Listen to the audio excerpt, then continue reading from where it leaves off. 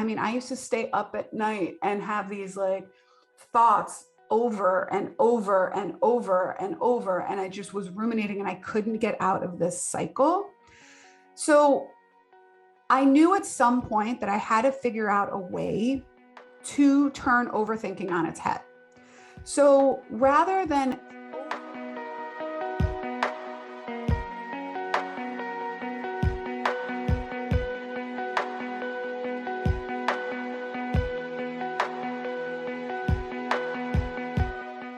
Hello, hello, hello. Welcome to another episode of Female Empowered, your source for everything boutique fitness, boutique physical therapy, boutique wellness, and how to grow a sustainable and profitable business.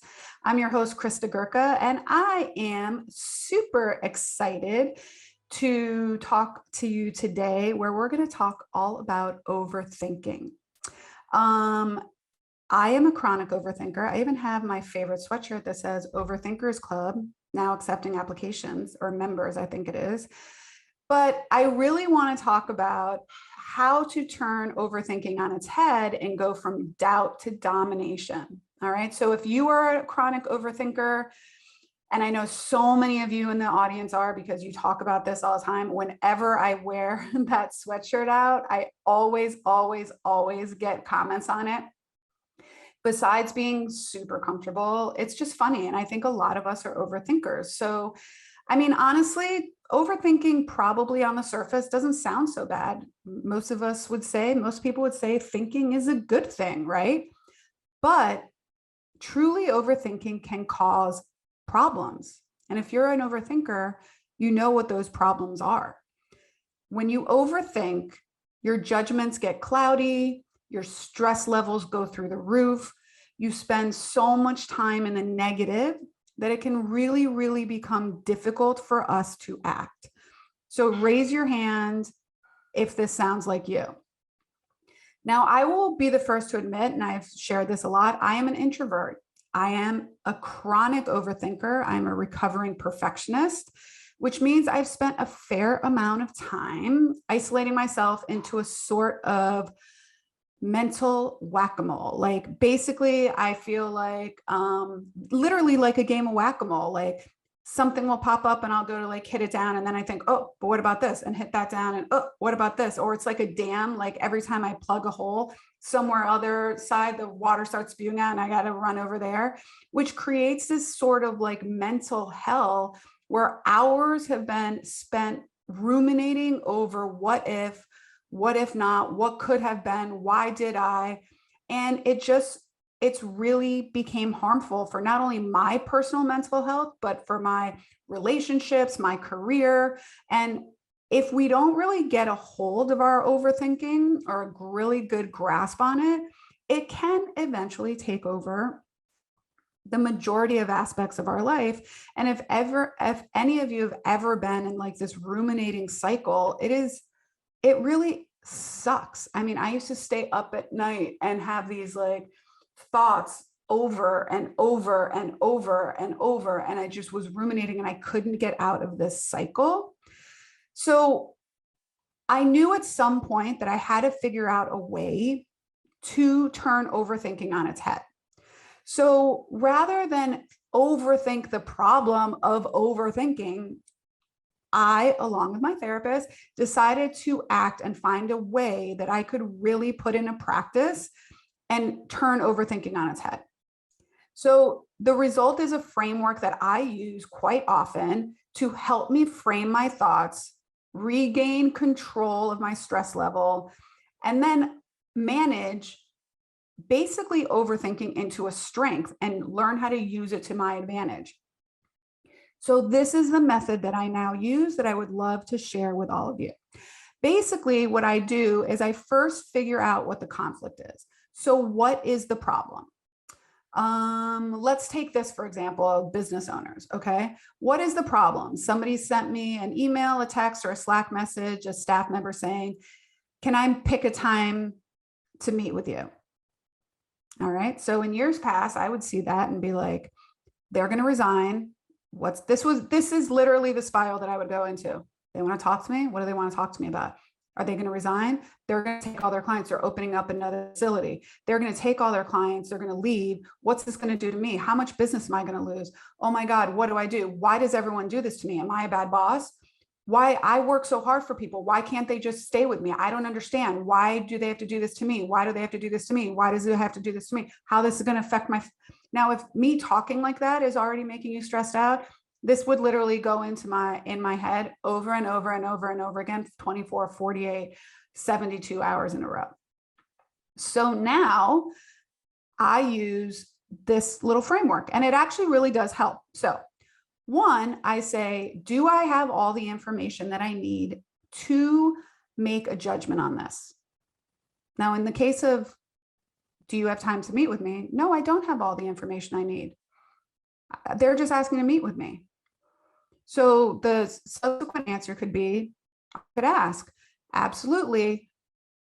May I ask what this meeting would be in reference to? If you need to know, if you need to prepare, if you need that to quell your anxiety or overthinking, okay? The next thing would be, is it true? Like, is this information that I have true? So is the belief that I have that these people are going to resign true? No, it's not. I don't know. I don't know what they want. So I could ask them, how does it affect me? Sometimes I ruminate or we overthink things that have zero effect on us. It has nothing to do with us. So why are we worried about it? How does it affect others? Does it affect anyone that you are in close contact with personally? It doesn't. Why are you worrying about it? Then I ask myself, can I change the outcome? If I cannot change the outcome, it should be out of my mind. So I read somewhere, I don't remember where it was. If you have no control of the outcome, then you should free your mind from it or something like that. I'm totally butchering that. But let me give you an example of this. My older son is applying to college. Okay. Can I change the outcome of whether he gets accepted into college or not? No. So I shouldn't worry about it. It should be free from my mind. Okay. If I can change the outcome, what action can I take? So let's go back to the example of a staff member that wants to meet with you and you're getting all anxious about what the meeting is about. What action can I take? The action I can take is say, I would be happy to discuss something with you. Can you let me know what this is in reference to so that I can prepare? Okay. And then make sure you set up that appointment at a time that is convenient for you, that you will not be stressed out, that you are not tired, and that you have all the information you need going into the meeting. All right. So again, the framework that I use is it true? Is the information that I have, is the belief I'm telling myself, is a story in my head true? Do I have all of the information that I need to know whether the story is true or not? How does it affect me? And if it doesn't affect me, why am I worrying about it? How does it affect others? And if it doesn't affect others, why am I worried about it? Can I change the outcome? If you can't, should be free of your mind. And what action can I take if I can change the outcome?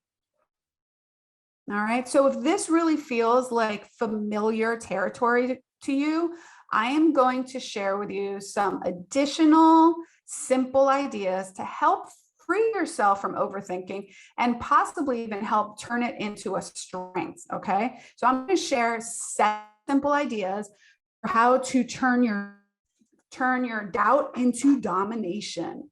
So number 1, awareness is the beginning of the change. So when I realized that I was doing the ruminating and having these thoughts and playing them over and over in my head, that was when I really realized that I needed to do something to change it.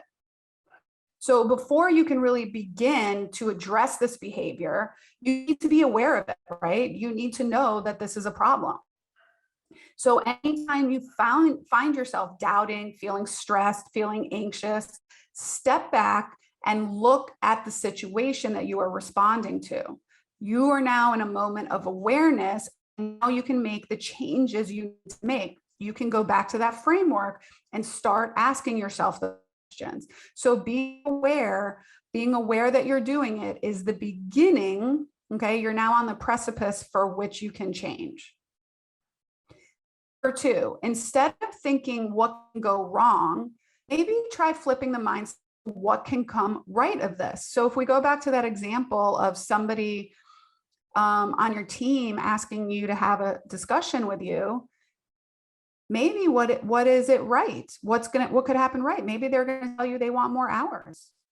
Maybe they want to tell you that they want to, do more in the company, or they have this great idea, or they have this new contact they would love to pursue. Oftentimes, many times, the overthinking that we experience is caused by the emotion of fear of what could come, fear of what will happen, fear that we do not have control of the situation.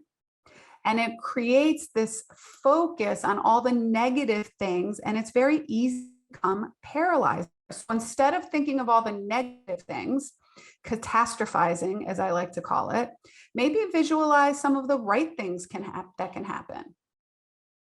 Okay, and keep those thoughts present in front of mind. I'll give you another example. This used to be very, very real in my life. So when my kids were younger, I had one that was kind of like rambunctious. He's amazingly smart and gifted. And so I would frequently get these calls from the school. And every time I looked at the school, most parents see the school calling, like, oh my gosh, I have to answer this. Let me make sure my kid's okay.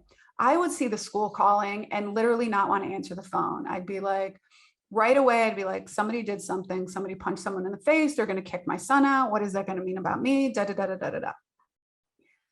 Now, yes, is that a possibility? Yes, maybe. Is that a likely possibility?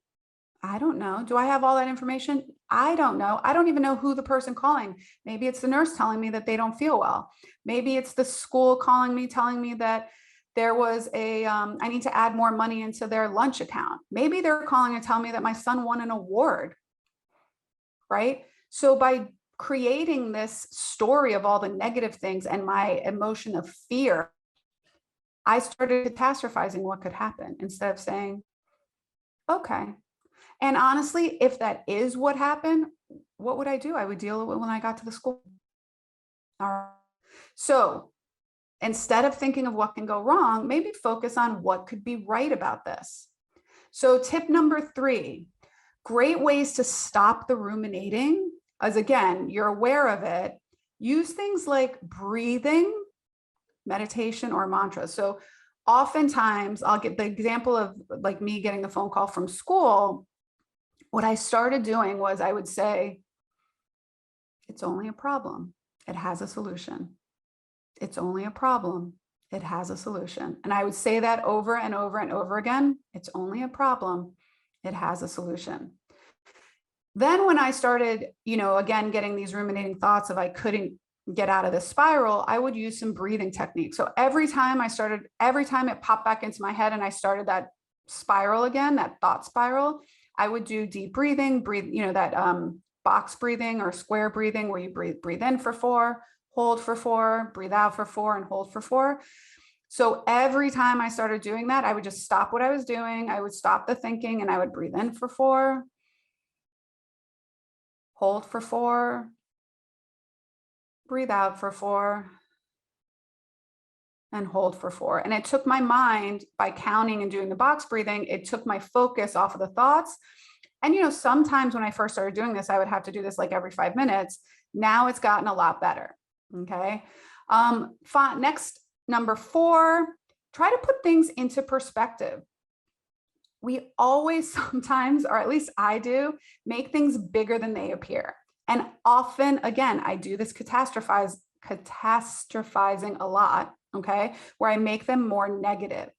So the next time you find yourself making a mountain out of a molehill, ask yourself, how much will this matter in 5 months?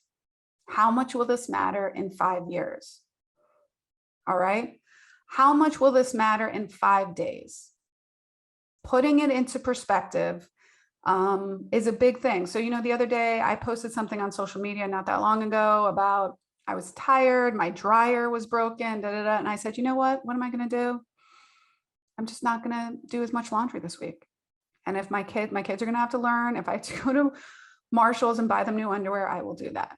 Right. So I can shut down the overthinking of, oh my God, they're not going to have this, they're not going to have that. And what are people going to think? And I could just be like, this is a solution. It's only a problem. It has a solution. Number 5, this is my all-time favorite, especially as a recovering perfectionist. Stop waiting for perfection. I'm going to say it again. Stop waiting for perfection. Imperfect action is better than no action at all. For those of us always waiting for perfection, for those of us that are currently perfectionists, recovering perfectionists, you can learn to stop that, okay? It's great to be ambitious. It's great to want to put your best foot forward, but aiming for perfection, to be honest, it's unrealistic. It's impractical. It's debilitating. And honestly, it's just your way to procrastinate putting things out there. The moment you start thinking or believing that it has to be perfect is the moment that you keep telling yourself waiting for perfect is never as smart as imperfect action. Okay. So as soon as you hear this needs to be perfect, instead you're like, imperfect action is better than no action. Imperfect action is better than no action. All right. Imperfect action is better than no action. Now, I'll get off that one. Number 6, another trick, another tip, realize and understand no one can predict the future. So again, that goes back to, can you change the outcome? If you cannot change the outcome, if you're free from the outcome, it should be free from your mind, okay? No one can predict the future. All we have is now. So spend the present moment worrying about the future. You're robbing yourself of your time now. Spending the present moment worrying about the future is just causing you to rob yourself of the present time. Spend the time now to think of things you can control now. Now, if you can change the outcome, then that's where you take action. If you cannot change the outcome, that's where we move into tip number 7, accept what you can control. Again, when we talk about overthinking, it usually stems from fear. And fear usually comes from that feeling that we aren't good enough, we aren't smart enough, we don't belong here, we don't work hard enough, we aren't dedicated enough, we are not worthy enough. So once you've really given the best you can give, once you've put your best foot forward, accept that that is good enough.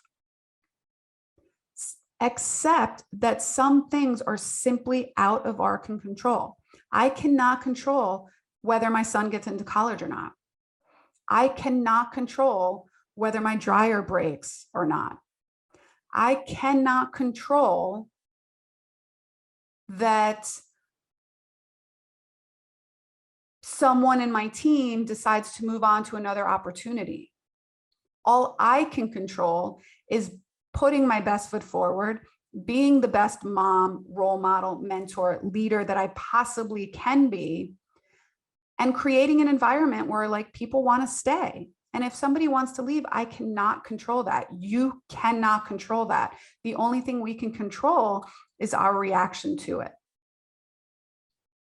Now, I will tell you, if one of the things that stresses you out is people leaving, staff members leaving, the best way to stop feeling stressed about that is to create systems and processes in your business that will allow you the grace, the time period, the structure to be able to sustain someone leaving. All right. When you can fall back on, okay, no problem, this is a system we have in place to handle that, the less you will have to overthink that, environment, what I don't even, this is menopause again. I cannot think of the English language sometimes. So excuse me, but I think most of you know what I'm thinking. So I want to go back and review these again. Okay. So once again, I'm going to review the method that I use when I start to get in this overthinking cycle. 1, Is the story I'm telling myself true? Number two, do I have all the information to know whether the story I'm telling myself is true? How does it actually affect me? How does it affect others? Can I change the outcome? If I can change the outcome, what action can I take to do so? All right. And then you have these additional 7 ideas that will help free yourself from overthinking and possibly even turn your overthinking into a strength. One, just be aware of when you do it. When you start to have those thoughts coming into your mind, right? Realize that they are happening and then set this framework into place. Number 2, rather than thinking of what can go wrong, try to flip the mindset on what possibly could go right. Number 3, use things like mantras and breathing to stop the ruminating. Number 4, put things into perspective. All right. Is it going to matter 5 hours from now, 5 months from now, 5 days from now, 5 years from now? Put things into perspective. Number 5, stop waiting for perfect. Perfect doesn't exist. Take inspired action. All right. Number 6, you cannot predict the future. And if you do not have power, agency, control over the outcome, then don't waste your time, it's like foreboding joy, right? Like, don't waste your time, your present time, robbing yourself by overthinking something you have 0 control over. And then that leads to number 7, accept what you can control. Okay. The fear comes from that overthinking, that feeling that we aren't good enough. So let's learn to accept that some things are just going to be outside of our control. Basically, if we want to kill a fire, what do? We remove its fuel. In order to really stop overthinking and turn it on its head and regain control, we need to cut off its main energy source, which is ourselves. We are the fuel to overthinking. Okay.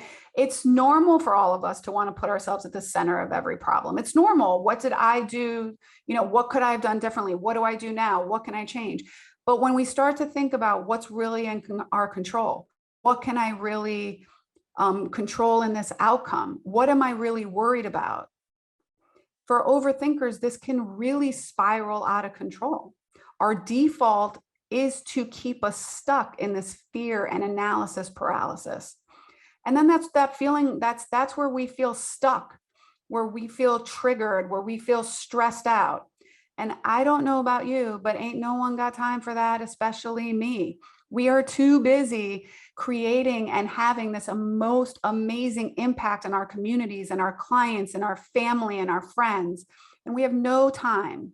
You have no time for this stress and overwhelm that overthinking causes. Now, I'm not going to tell you that these things like, poof, done, overthinking is gone. No, I still find myself in these overthinking kind of strategies and these spirals, but these tools, these tactics, these strategies really, really have helped me turn some of this on its head. And what it does is I'm able to stop it when it's a thought before it gets into a feeling of I'm not worthy, I can't do it, and all of that doubt. So I hope that you enjoyed this. I hope that you took a little bit of insight and maybe something that you can try on your own. I would love if you shared some of your thoughts. If this resonated with you, I would really, really love if you shared some of your thoughts with me. DM me over on Instagram at Krista Gurka. I'd love to have a conversation with you about it. And I know a high majority of you listeners out there are overthinkers because you frequently tag me or send me messages on Instagram about it. And again, I'm just going to ask this again. If you like this episode, if you think like, hey, I would love to meet Krista in person and have a cup of coffee with her, I would love if you didn't overthink this and you scroll down and you left me an honest review. I really, really, really want to get this show out to as many people as possible because I want to share episodes like this about how we can stop overthinking, about how we can start to regain control of our thoughts and our emotions, because we will be so much more powerful and be able to create bigger impact for what we want to do if we can help more women learn how to be kind to themselves and give themselves grace and permission to not have to be perfect. All right. So thank you guys for listening. As always, I really love doing these podcasts. Go ahead, DM me on Instagram, share this episode with another fellow overthinker. And again, if you want to join my Overthinkers Club, I'd love to have you join, and we can help each other learn how to turn overthinking on its head. All right, people. I hope you have a great rest of your day whenever you're listening to this. And until next time, bye for now.